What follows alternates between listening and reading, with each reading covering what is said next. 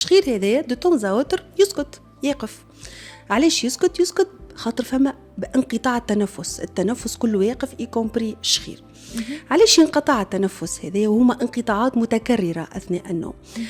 انقطاع على خاطر فما انسداد، احنا نحكيو على انقطاع الانسدادي، فما انسداد خاصة هنا نحكيو في منطقة الحلق.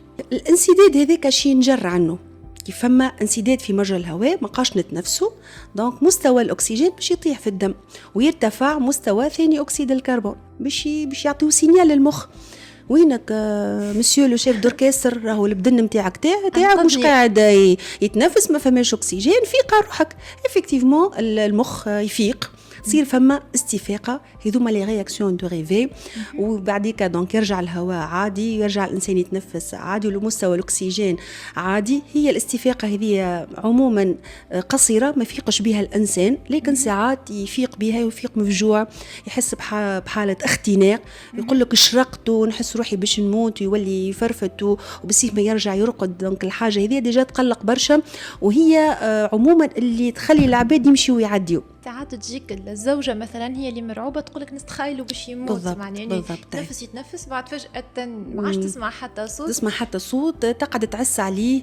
ساعات تطول الحكاية، تقول لك سيد نعس عليه نخاف لا يمشي فيها لا يموت فيها. وساعات تقيمه وتقول له دور وتحركه فوق 30 مرة في الساعة، تسمى من الحالات الخطيرة والمتقدمة متاع انقطاع التنفس الانسدادي أثناء النوم. شفت رقم 110 انقطاع متاع تنفس في الساعة، مش متخيله هكايا، معناتها تقريبا ما يرقدش الإنسان.